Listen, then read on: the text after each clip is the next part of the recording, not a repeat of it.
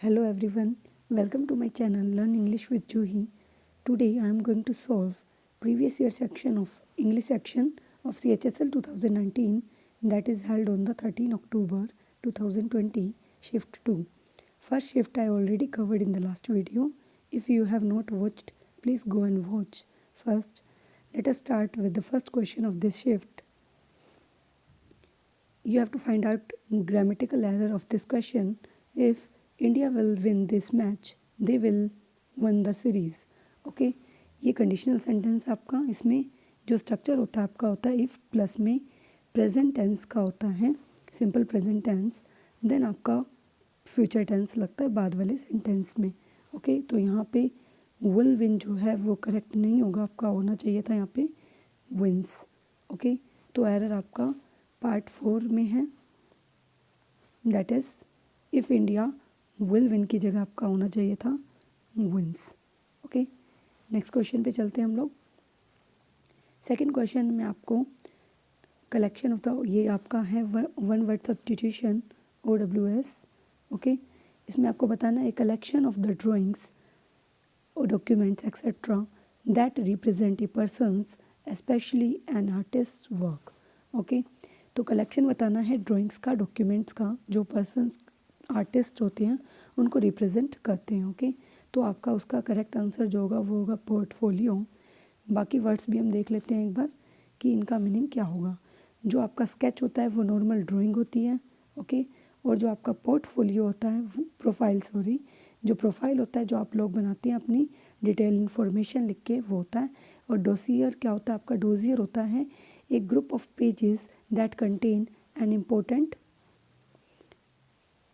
A number of pages बोल सकते हैं. नंबर ऑफ पेजेस के लिए ए नहीं लगाएंगे, number of pages that contain important information about a person और ए मीटिंग, ये हो सकता है आपका. ठीक है तो ये होता है आपका क्या, डोजियर.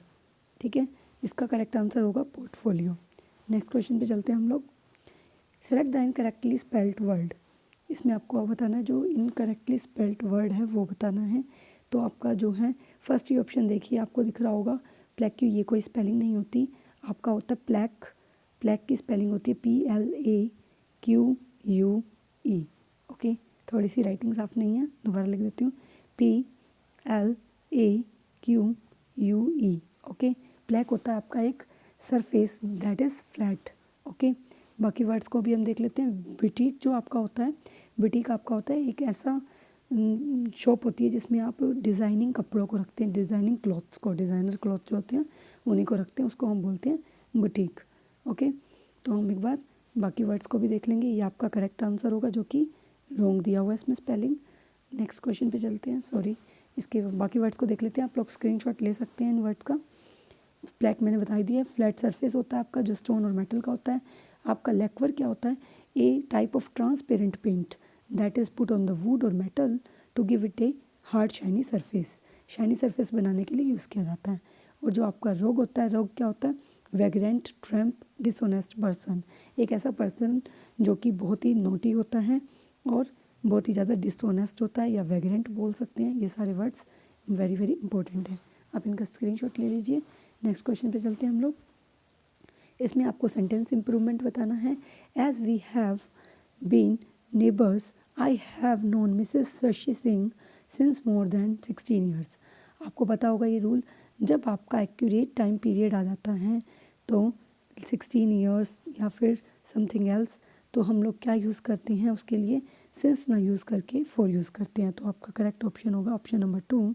इसमें सिंस हम लगाते हैं जब वहाँ पे एग्जैक्ट टाइम पीरियड ना दिया हो, सिंस आपको ये लिया हो दिखाओ लास्ट, या फिर सिंस मीन्स 2 ईयर्स, या कन्फर्म 2 ईयर्स ना हो, कुछ ईयर्स दे रखे हो, सम ईयर्स लाइक. इसमें तो दिया हुआ है मोर देन 16 ईयर्स, तो आप इसके लिए क्या लेंगे, for more than 16 years, for का यूज़ करेंगे. ओके टाइम पीरियड के लिए. अब हम चलते हैं नेक्स्ट क्वेश्चन पे. नेक्स्ट क्वेश्चन में आपको कॉम्प्रिहेंशन करना है सॉल्व. इसको हम सबसे पहले एक बार रीड कर लेंगे.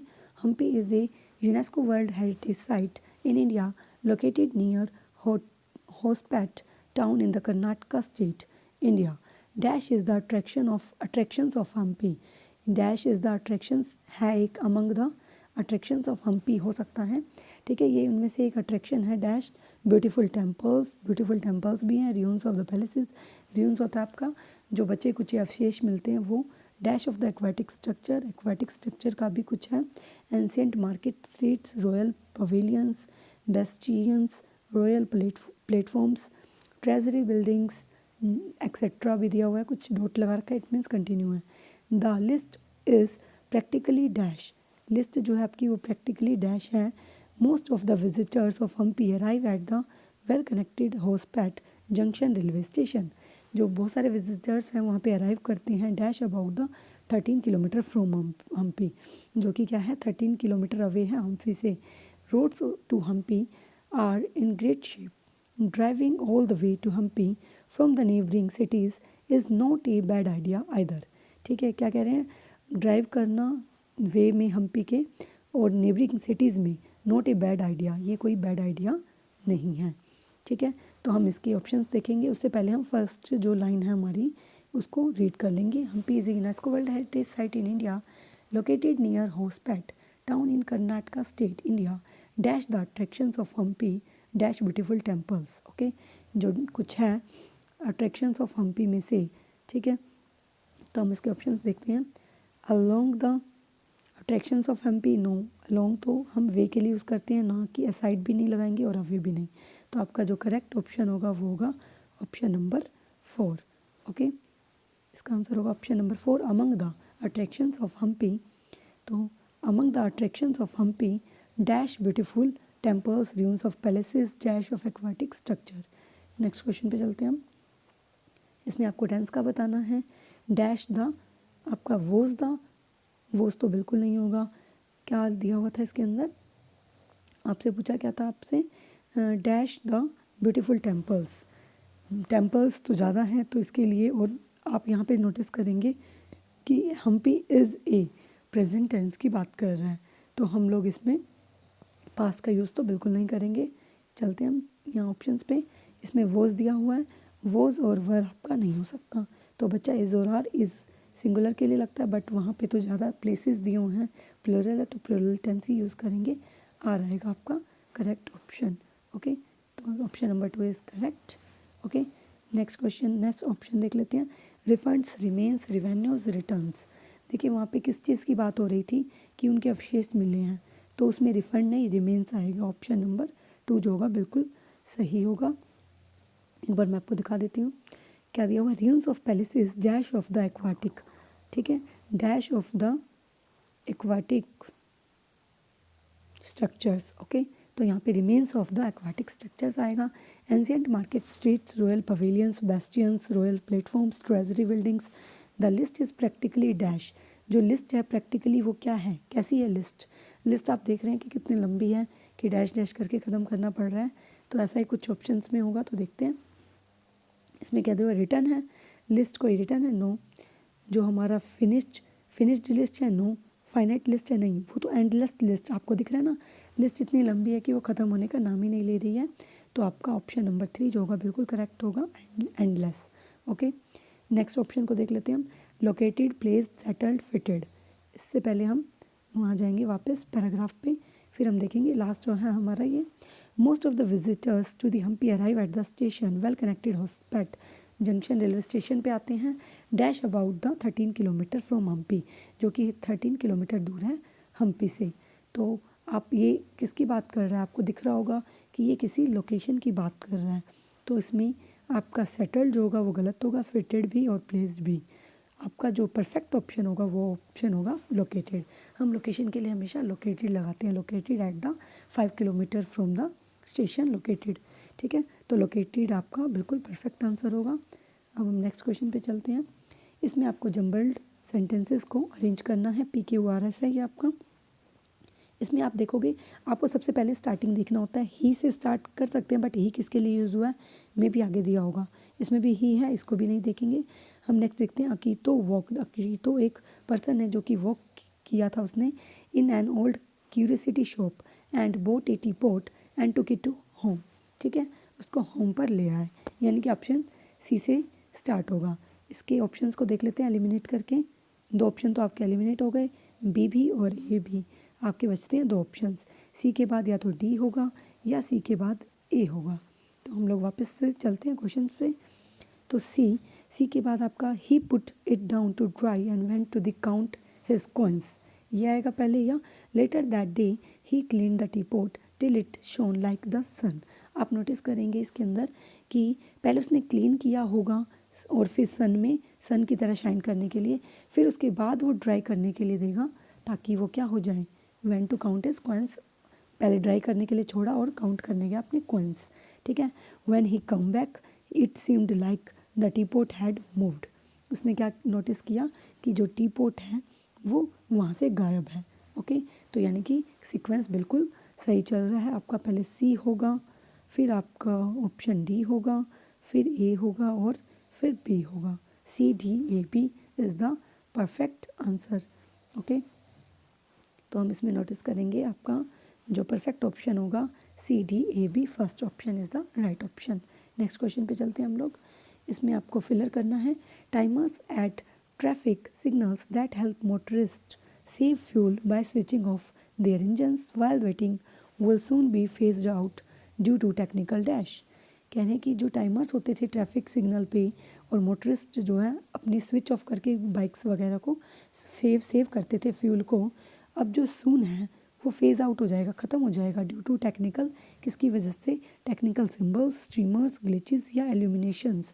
आप देखेंगे यहाँ पे जो ऑप्शन होगा, अगर आपको इसके मीनिंग पता है तभी कर सकते हैं, बट आप एलिमिनेट करने की कोशिश करेंगे तो टेक्निकल सिंबल कुछ नहीं होता आपका, टेक्निकल सिंबल नहीं होता। स्ट्रीमर्स आपका क्या होता है, स्ट्रीमर्स की बात करूँ तो ये आपका जो वे में जो रास्ते होते हैं ना, पाथ, उससे रिलेटेड होते हैं। तो स्ट्रीमर्स पाथ से यहाँ पे कोई लेना देना नहीं है। टेक्निकल जो होते हैं हमारे, टेक्निकल इशू की बात कर रहे हैं, तो ग्लिचेस जो होगा बिल्कुल परफेक्ट आंसर होगा option number C, glitches. Technical glitches means technical faults. Okay, technical faults आ जाते हैं, उसकी वजह से आपका जो है ये फेज़ आउट हो जाएगा, क्या, ये स्विच ऑफ करना जो भी है।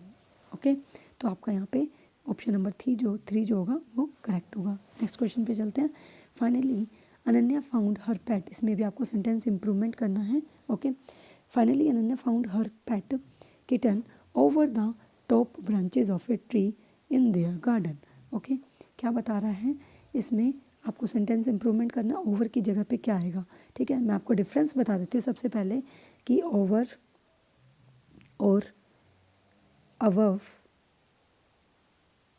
और आपका जो होता है थर्ड एक ऑन, इन तीनों में क्या डिफरेंस होता है। जो आपका ओवर होता है वो हम किसके लिए यूज़ करते हैं, ओवर का यूज़ जो है आपका, अगर कोई चीज़ जो है आपकी वो ओवर का मीन्स हो गया जो मोशन में है, एज वेल एज लोकेशन भी है उसकी, लोकेशन प्लस मोशन है। ओके, लोकेशन प्लस मोशन या मूवमेंट कह सकते हैं। लाइक अगर काइट है, एरोप्लेन है, बर्ड है, वो मोशन भी करते हैं और उनकी जो भी स्काई में है लोकेशन भी है एक जगह पे, ठीक है, उसके लिए हम ओवर यूज़ करते हैं। बट आप देखेंगे किटन जो है वो मोशन में कैसे हो सकती है, अगर ट्री के ऊपर, वो तो सिर्फ सिट कर सकती है ना, तो यहाँ पे ये जो है ऑप्शन गलत होगा, इसकी जगह आप यूज़ करेंगे ऑन। कभी कभी अवव भी आ जाता है, अवव क्या होता है, वो क्या होता है, अवव भी ऐसे, उसमें लोकेशन तो होती है लेकिन उसमें कोई मोशन नहीं होती है, ठीक है, उसके लिए अवव हम यूज़ करते हैं। लेकिन अवव जो होता है डायरेक्ट कॉन्टैक्ट नहीं होता उसका सरफेस से, इसीलिए यहाँ पे ऑप्शन में वैसे दिया भी नहीं हुआ अवव, बट ओन जो होगा वो परफेक्ट आंसर होगा, ठीक है। नेक्स्ट क्वेश्चन पे चलते हैं हम लोग। इसमें आपको क्या करना है, सेलेक्ट द जम्बल्ड सेंटेंसेस है, इसमें भी आपको अरेंज करना है। ओके, पहले हम रीड आउट कर लेते हैं इसको। इसमें आप नोटिस करेंगे टुडे रिस्पेक्ट से स्टार्ट हो सकता है बट नहीं। Vidya Subramaniam occupies a small but privileged place in the dance world that has seen the old guard giving places to the new. हाँ, किसी नाम से शुरुआत होने के ज़्यादा चांसेस होते हैं, बट हम इसको अभी पेंडिंग रखेंगे। Back in the day respect means not sitting on the even the same level as one's gurus, but that's no longer true, especially for those who live in the western miles. Okay, western miles. For instance, she spoke of how the very idea respect has changed over the time. आप notice करेंगे सबसे पहले देखो she की बात हो रही है इसमें भी और यहाँ पे भी फर्स्ट ऑप्शन में भी शी की बात हुई है। तो शी कौन है? विद्या सुब्रमण्यम।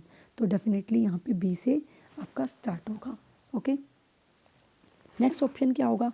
डी भी हो सकता है और ए भी हो सकता है, बट यहाँ पे क्या कह रहे हैं? For instance she spoke of how very idea of respect has changed over the time.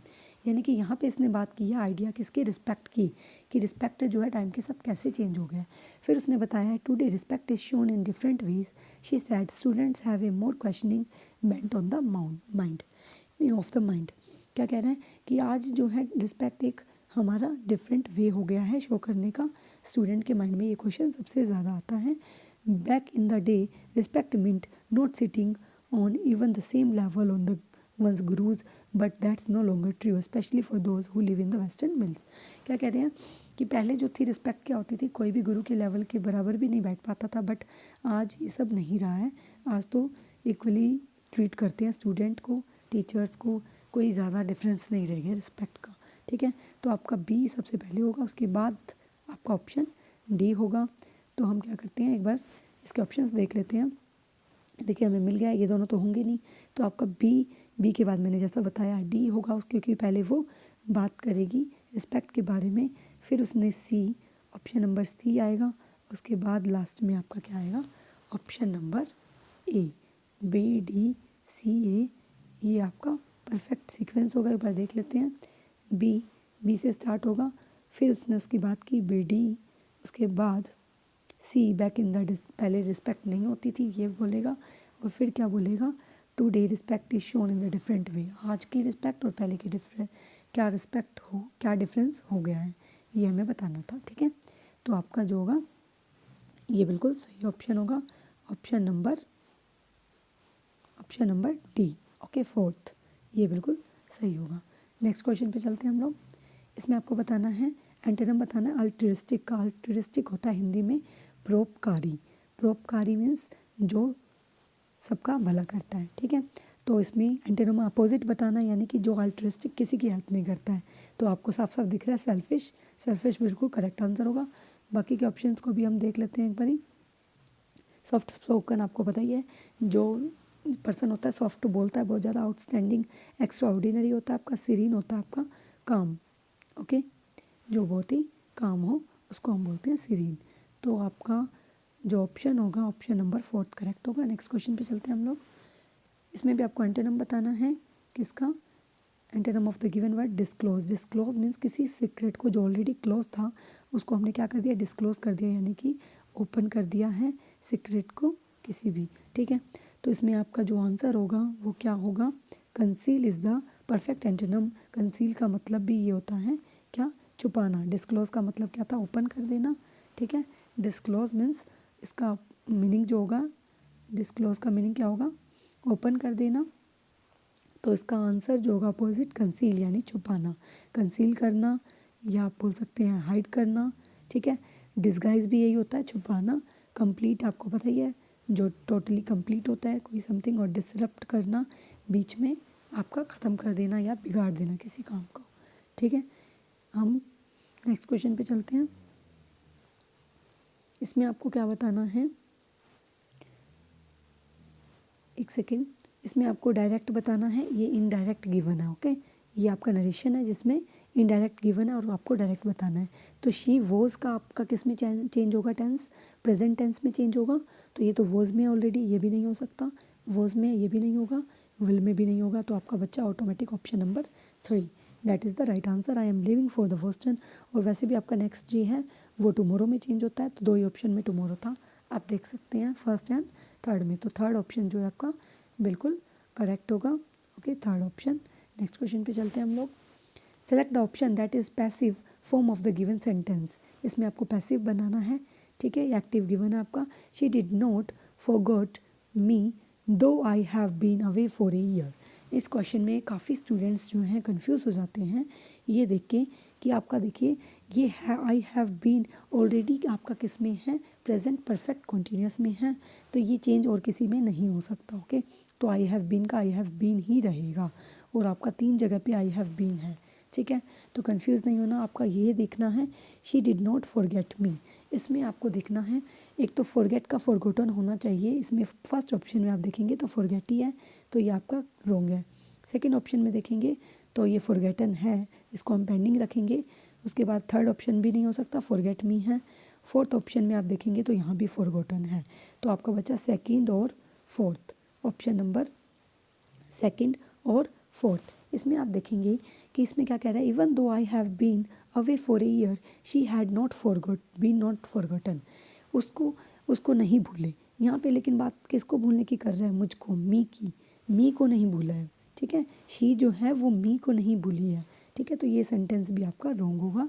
Option number fourth जो होगा वो करेक्ट होगा, क्योंकि I have not been forgotten, okay, उस मेरे को नहीं भूला है, ना कि शी को नहीं भूला है, ठीक है।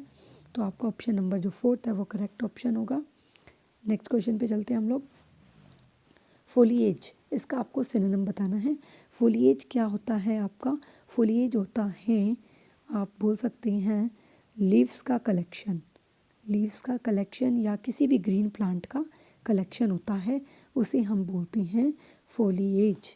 तो आपका ग्रीनरी जो होगा परफेक्ट आंसर होगा। बाकी ऑप्शंस को भी हम एक बार देख लेते हैं। फर्मनेस, फर्म का मतलब होता है किसी भी चीज़ में आपका सॉलिड या फिर स्ट्रेंथ होना, मजबूती होना किसी चीज़ में, या होल्ड करना किसी भी चीज़ को, ठीक है, विद अ फर्म बोलते हैं उसे हम, फर्मनेस। और अर्जेंट आपको पता ही होगा, फुलिशनेस भी, इसको मुझे बताने की ज़रूरत नहीं है क्योंकि ये बहुत ही ईजी और कॉमन वर्ड्स हैं, ओके। तो आपका फोर्थ ऑप्शन नंबर 1 जो है बिल्कुल करेक्ट होगा। नेक्स्ट क्वेश्चन पे चलते हैं। क्वेश्चन नंबर 19 ए, इसमें भी आपको फिलर बताना है। A dash of small stones is called mosaic, but ये OWS का क्वेश्चन है, वन वर्ड सब्स्टिट्यूशन का। आपको पता होना चाहिए इसके लिए कि मोज़ैक क्या होता है, ओके। मोज़ैक जो होता है आपका वो वन मिनट, मोज़ैक जो होता है आपका वो होता है एक ऐसे स्टोन से हम जोड़ के बनाते हैं ना, छोटे छोटे पैटर्न से इमेज बनाते हैं जोड़ के किसी भी चीज़ की, ओके। तो वो क्या होता है आपका मोज़ैक। तो यहाँ पे पैटर्न जो है परफेक्ट आंसर होगा, अगर आप लोगों को पता है कि मोज़ैक क्या होता है। अगर नहीं पता तो आप लोग थोड़ा सा कन्फ्यूज़ हो सकते हैं इस क्वेश्चन में, otherwise it is very easy question, okay.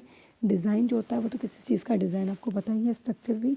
और माउंट की बात करें तो हम, ये क्या होता है, टीला। टीला मीन्स किसी चीज़ के ऊपर कोई भी चीज़ ऐसे अपोजिट करके या माउंट करके रखी हुई है, उसको हम क्या बोलते हैं, माउंट, ठीक है। तो आपका परफेक्ट आंसर जो होगा वो होगा ऑप्शन नंबर 1। नेक्स्ट क्वेश्चन पे चलते हैं हम लोग। Select the word which means the same, आपको इसमें OWS बताना है, वन वर्ड सब्स्टिट्यूशन, ठीक है। तो ग्रुप ऑफ शिप्स उसको क्या बोलते हैं, अगर आपको पता हो तो उसको हम बोलते हैं फ्लीट, ठीक है, फ्लीट परफेक्ट आंसर होगा। बाकी क्रूज़र, क्रूज़र क्या होता है आपका, आपने क्रूज़र के बारे में सुना होगा। एक तो क्रूज़र वो वाली होती है जो बाइक वगैरह होती है, बट ये दूसरा क्रूज़र है, ठीक है। ये आपको मुझे कमेंट करके बताना है कि ये वाला जो क्रूज़र है ये किसका मीनिंग क्या होता है, ठीक है।